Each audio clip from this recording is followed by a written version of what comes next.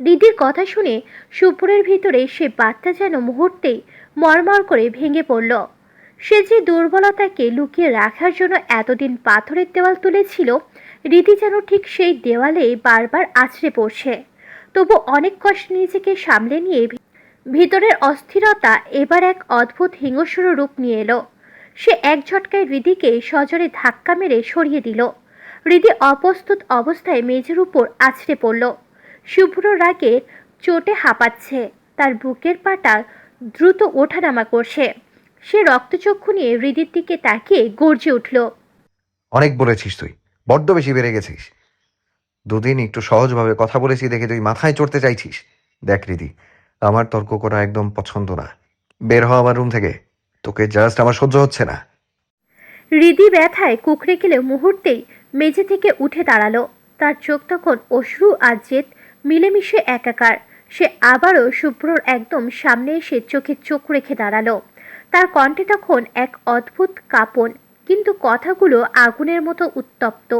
সে বলতে লাগলো, মানুষ তাড়াতে পারবেন শুভ্র ভাই, কিন্তু এই হৃদয়ে যে আপনি রাজত্ব করছেন তাকে কি করে আলাদা করবেন আপনি?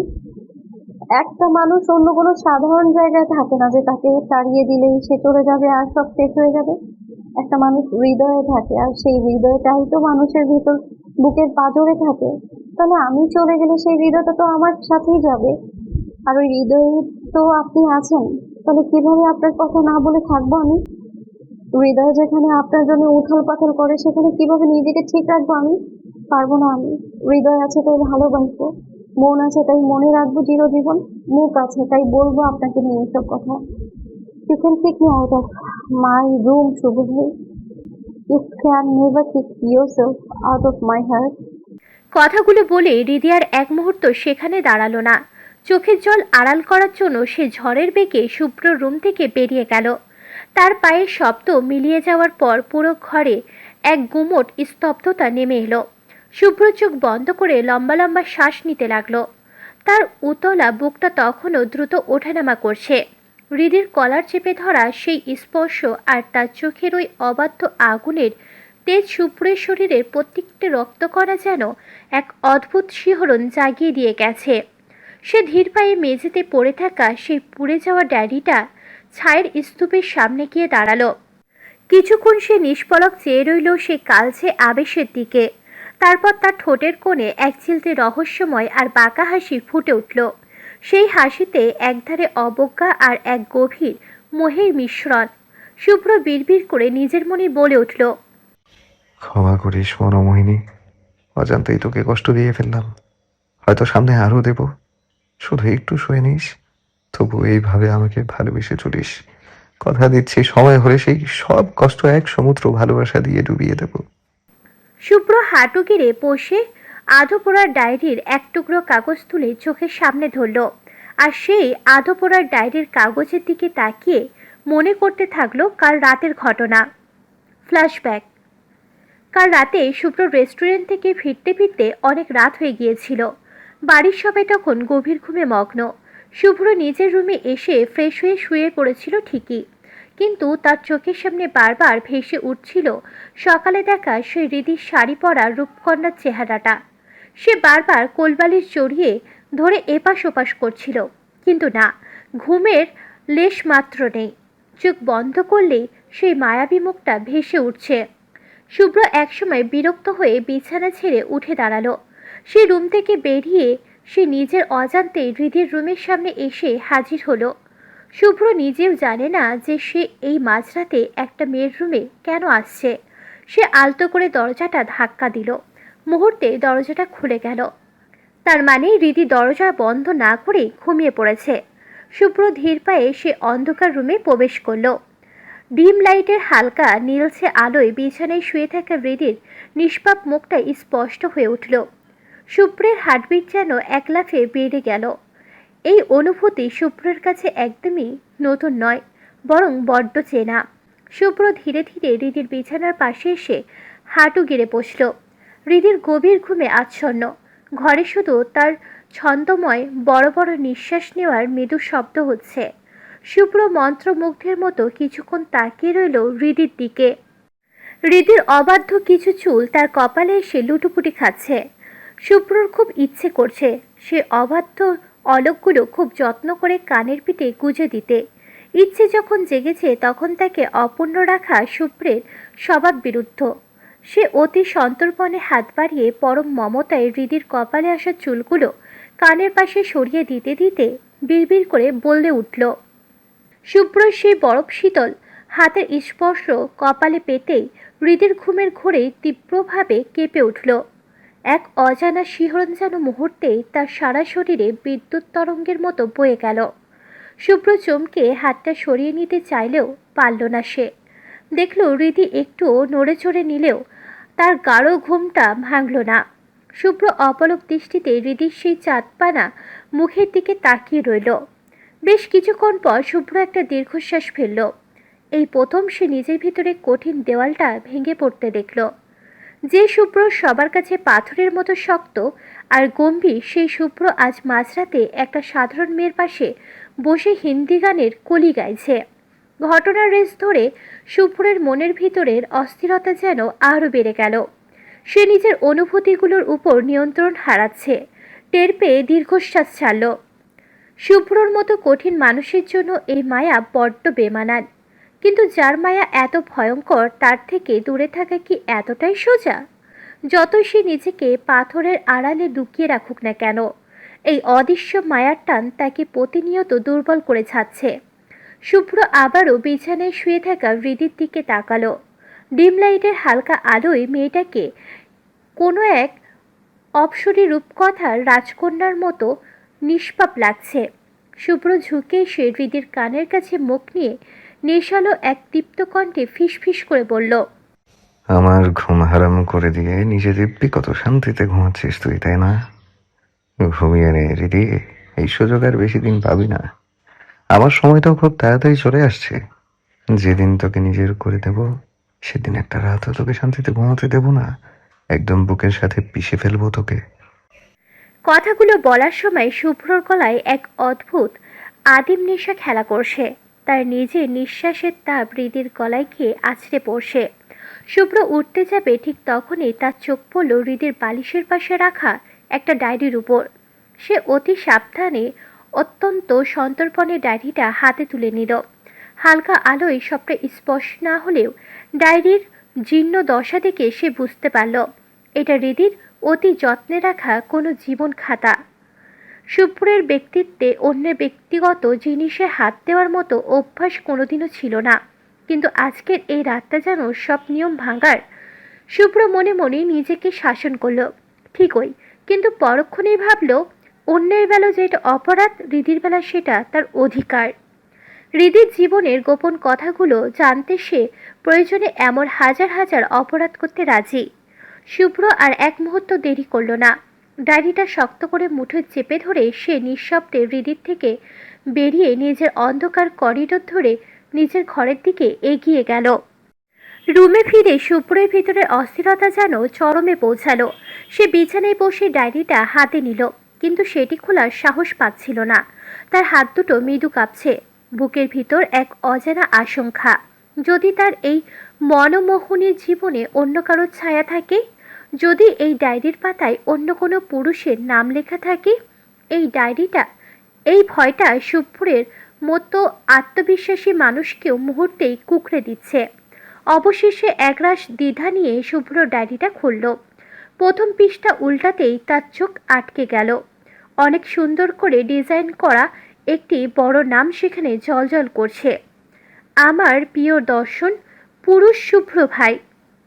নামটা দেখেই শুভ্রের হাতে থাকা ডায়েরিটা প্রায় পড়ে যাচ্ছিল। সেই এক মুহূর্তের জন্য পাথরের মতো স্থির হয়ে গেল। চোখ বড় বড় করে সেই নামটার দিকে তাকিয়ে রইল। নিজের নামটা যেন তার কাছে পৃথিবীর সবচেয়ে অপরিচিত শব্দ মনে হতে লাগলো। সে কি সত্যি নিজের নাম দেখছে, নাকি শুভ্র নামে তার মনমোহিনী নীল আকাশের জীবনে অন্য কেউ আছে? এই ভাবনাটা মাথায় আসতেই শুভ্রের বুকে এক চিনচিনে ব্যথা অনুভূত হল। সে দুইবার ঢোক গিলে নিজেকে শান্ত করার চেষ্টা করল। তারপর ধীরে ধীরে পৃষ্ঠা উল্টে একদম প্রথম থেকে পড়তে শুরু করলো। আজ রবিবার, তারিখ 6-3-2020। লিখতে শুরু করেছি আমি আজ প্রথম একটা মানুষকে নিয়ে। আর সেই মানুষটা হলো আমার মামাতো ভাই সাইফান শুভ্র চৌধুরী। যদিও আমার লেখার বিন্দুমাত্র ইচ্ছে ছিল না, তবু এই অবাধ্য হৃদয়টা না নিজেকে সামলাতে পারে না। তার জমানো অনুভূতিগুলো আজ কলমের কালি দিয়ে কাগজের বুকে প্রকাশ করতে চাইলো। আমার কেমন জানি লাগে শুভ্র ভাইকে দেখলে। তাকে দেখলে আমার হার্টবিট বেড়ে যায়, বড্ড ভয় লাগে, কিন্তু ঠিক পরক্ষণে কোথাও যেন এক অদ্ভুত শান্তি খুঁজে পাই আমি। এই অনুভূতিকে কি ভালোবাসা বলে? আমি বেশ কিছুদিন ধরে শুভ্র ভাইকে দেখলে এমন অনুভব করছি। আচ্ছা, এই অনুভূতির কি নাম দেওয়া যায়? যেহেতু আমার শুভ্র ভাইকে অদ্ভুতভাবে ভালো লাগছে, তাই প্রথম নামটাই তাকে আমার পছন্দের সাথে মিলিয়ে রাখলাম, আমার প্রিয় দর্শন পুরুষ শুভ্র ভাই। এইভাবেই শুভ্র একের পর এক পৃষ্ঠা উল্টিয়ে পড়তে লাগলো। সময় যেন থমকে গেছে। যতই পড়ছে ততই পড়ার তৃষ্ণা বাড়ছে। দীর্ঘক্ষণ পর ডায়েরিটা শেষ করে শুভ্র একদম স্তব্ধ হয়ে গেল। কয়েক সেকেন্ডের জন্য সে যেন এই পৃথিবীর বাস্তবতার বাহিরে কোনো এক গভীর কল্পনা জগতে হারিয়ে গেল, যাকে পাওয়ার জন্য সে নিজেকে এতদিন যোজন যোজন দূরে সরিয়ে রেখেছে, অবাধ্য মনটাকে পাথরের মতো শক্ত করে শাসন করেছে। সেই মানুষটাই কি না গোপনে তাকে নিয়ে ঘর বাঁধার স্বপ্ন বুনেছে। তাকে ঘিরেই হৃদির নীল আকাশে সবটা রং সাজানো। হৃদির প্রতিটা নিঃশ্বাসে যেন শুভ্রের নাম মিশে আছে। সেটা আজ এই কাগজগুলো চিৎকার করে বলছে। শুভ্রের বুকের ভিতর এক অদ্ভুত প্রশান্তি আর আনন্দের হিল্লোল বয়ে গেল। সে নিজের অজান্তেই ডায়েরিটা পরম মমতায় বুকের সাথে চেপে ধরল। কিন্তু সেই সুখ বেশিক্ষণ স্থায়ী হলো না। কয়েকবার লম্বা শ্বাস নিতেই শুভ্রের মনে এক তীব্র আতঙ্ক দানা বেঁধে উঠল। হৃদির এই পাগলামি যদি জানাজানি হয়ে যায় তবে সব শেষ হয়ে যাবে। সোহান চৌধুরী আত্মীয়দের মধ্যে আত্মীয়তা একদমই পছন্দ করে না। তার উপর তিনি রাবেয়া এহসানকে অন্ধের মতো বিশ্বাস করেন। হৃদির এই গোপন ভালোবাসার কথা জানলে সোহান চৌধুরী নিশ্চিতভাবে তার আদরের ফুপ্পিকে ভুল বুঝবেন। দুই পরিবারের এই মধুর সম্পর্কে বিষ মিশে যাবে। আর এই ঝড়ের মাঝখানে পড়ে শুভ্র হয়তো চিরকালের জন্য হৃদিকে হারিয়ে ফেলবে। কথাগুলো ভাবতেই শুভ্রর কপালে দুশ্চিন্তার ভাঁজ পড়ল। সে বিছানা থেকে উঠে দেওয়ালের উপর দুই হাত ভর দিয়ে মাথা নিচু করে দাঁড়িয়ে রইল। তার চোয়াল শক্ত হয়ে এলো। সে দাঁতের দাঁত চেপে বিড়বিড় করে নিজেকে শাসাতে লাগলো। না না, আমি রিদিকে হারাতে পারবো না। ওকে পাওয়ার জন্য আমাকে যতটা কঠোর হতে হয় আমি হব। এভাবে আমাকে দুর্বল হলে চলবে না, শক্ত হতে হবে। Shubhra, please just control yourself. Don't let this emotion weaken you. বর্তমান কল্পনার জগৎ থেকে বেরিয়ে এলো শুভ্র। ডায়েরির শেষ অংশর পাতাটুকু হাতের মুঠোয় শক্ত করে চেপে ধরে সে আপনি হেসে উঠল। তার ঠোঁটের কোণে ফুটে ওঠা সেই হাসিতে এক অদ্ভুত প্রশান্তি আর ভালোবাসা মাখানো। সে বিড়বিড় করে বলল, পাগলি একটা। শুভ্র আলমারির গোপন ড্রয়ার থেকে অতি যত্নে রাখা ডায়েরিটা বের করলো। শুভ্র যে ডায়েরিটা হৃদির সামনে পুড়িয়েছে সেটা আসল ছিল না। শুভ্র কাল রাতে ঠিক হৃদির ডায়েরির মতো একই রকম একটা ডায়েরি জোগাড় করেছিল। সারা রাত জেগে সে হৃদির হাতের লেখা নকল করে ডায়েরির কিছু অংশ কপি করেছিল, যাতে ডায়েরিটা পোড়ানোর সময় হৃদি দূর থেকেও ধরতে না পারে যে এটা ওর নকল। শুভ্র আসল ডায়েরিটার ওপর পরম মমতায় হাত বুলালো।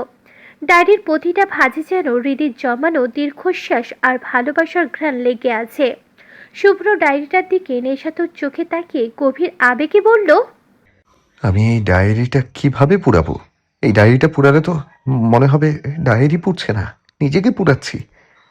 তোর প্রতিটি অক্ষরে যে আমার নাম লেখা রীতি, তোকে পোড়ানোর সাধ্য যেমন আমার নেই, তোর দেয়া এই অনুভূতিগুলো ছাই করার ক্ষমতাও এই শুভ্রর নেই। শুভ্র ডায়েরিটা আবার ড্রয়ারের একদম গভীরে লুকিয়ে রাখলো। সে জানে এই নিষ্ঠুর নাটকটা না করলে হৃদির এই পাগলামি এখন থামানো যাবে না। যদি সে প্রশ্রয় দেয় তবে হৃদি আরও পাগলামি শুরু করবে। আর হৃদির এই অবাধ্য প্রেম যদি লোকজনে প্রকাশ পেয়ে যায় তবে সম্পর্কের যে জটিলতা তৈরি হবে তাতে শুভ্র হৃদিকে হারানোর ভয় সবচেয়ে বেশি। শুভ্র আয়নার সামনে গিয়ে দাঁড়ালো। তার পরনের টি শার্টের কলারটা এখনো কুঁচকে আছে, ঠিক যেখানটায় হৃদি তার অধিকার নিয়ে খামছে ধরেছিল। শুভ্র আয়নায় নিজের প্রতিচ্ছবির দিকে তাকিয়ে রহস্যময় হাসল। তার চোখ বলছে আজ হৃদির চোখে যে আগুনের ফুলকি সে দেখেছে, সেই আগুনই একদিন তাদের দুজনকে এক করবে।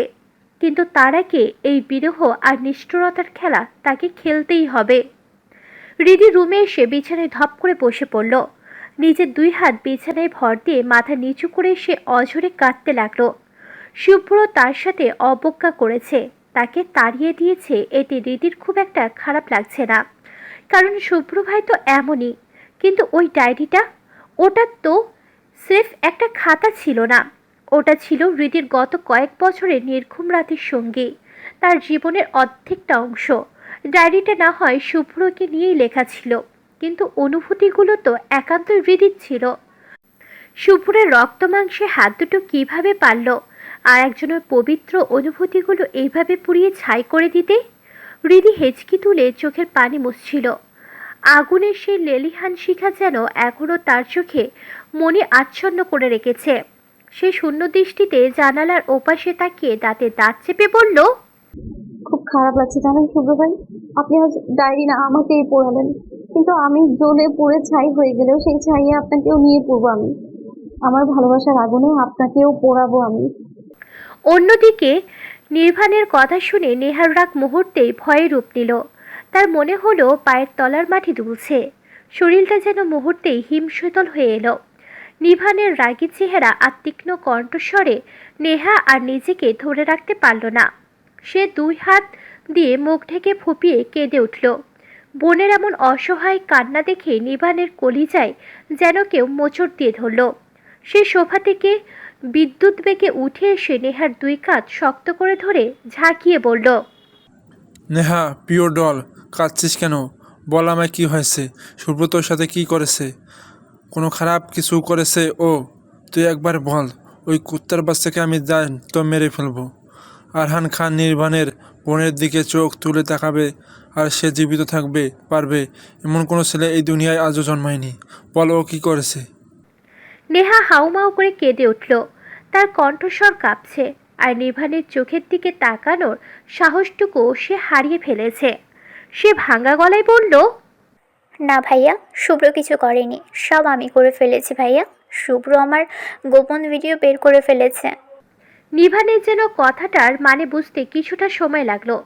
সে ভুরুকুচকে কপালে গভীর ভাঁজ ফেলে পাথরের মতো স্থির হয়ে দাঁড়িয়ে রইল। তার কান যেন বিশ্বাস করতে পারছে না যা শুনছে। সে অত্যন্ত গভীর গলায় জিজ্ঞাসা করল, গোপন ভিডিও মানে কি বলছিস এসব নেহা? ক্লিয়ারলি বল। নেহা মাথা নিচু করে কান্না ভেজা কণ্ঠে পুরো কাহিনীটা বলতে শুরু করলো। ফ্ল্যাশব্যাক। ঈশানের ফোনের স্ক্রিনে ভিডিওটা দেখা মাত্রই নেহার সারা শরীর অবশ হয়ে এলো। সে দুপা পিছিয়ে গেল, তার হৃৎপিণ্ডটা যেন গলার কাছে চলে এসেছে। সে কাঁপা কাঁপা গলায় ঈশানের দিকে তাকিয়ে বলল, ঈশান, তুমি তুমি এই ভিডিও পেলে কোথায়? ঈশান তখন শুভ্রর দিকে তাকিয়ে একবার তাচ্ছিল্যের হাসি দিল, তারপর নেহার দিকে ফিরে বলল, ম্যাম, মানুষটা হিন্দু হতে পারে, কিন্তু আপনাদের এসব নষ্টামি ধরতে বসের বুদ্ধি আর ঈশানের কেরামতেই যথেষ্ট। বলাই হয়নি ঈশান হিন্দু, আর এই হিন্দু ছেলেটা শুভ্রর মতো একজন নিষ্ঠাবান মুসলিমের সাথে কিভাবে এমন অটুট বন্ধুত্ব আর বিশ্বস্ততায় জড়িয়ে গেল তা সময়ের সাথে সাথে জানা যাবে। ঈশানের কথা শুনে নেহা মরিয়া হয়ে শুভ্রর দিকে তাকালো। সে কান্নায় ভেঙে পড়ে বলল, বিশ্বাস করো শুভ্র, আমি আমি এটা ইচ্ছে করে করিনি। আসলে একটা পার্টি ছিল, ও আমার ফ্রেন্ড ফরহান। সেদিন আমরা দুজনে অনেক বেশি ড্রিঙ্ক করে ফেলেছিলাম।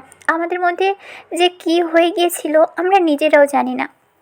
শুভ্রের চোখে তখন কোনো মায়া ছিল না, ছিল কেবল চরম অবজ্ঞা।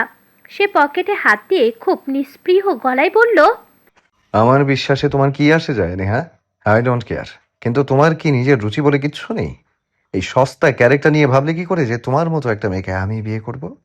না মানে, আমার কি ভাতের অভাব নাকি বাড়ির অভাব যে তোমাকেই বিয়ে করতে হবে? নেহা তখন তার শেষ অস্ত্রটা ছাড়ল। সেই চোখ রুখে দাঁড়িয়ে হুমকি দিয়ে বলল, কিন্তু তুমি আমাকে বিয়ে না করলে তোমাদের পরিবার রাস্তায় নামবে। ভুলে যেও না, your family will be on the streets. শুভ্রের ঠোঁটের কোণে তখন সেই চীনা বিষাক্ত আর বাঁকা হাসিটুকু ফুটে উঠল। সে এক পা এগিয়ে খুব শান্ত কিন্তু ধারালো গলায় বলল,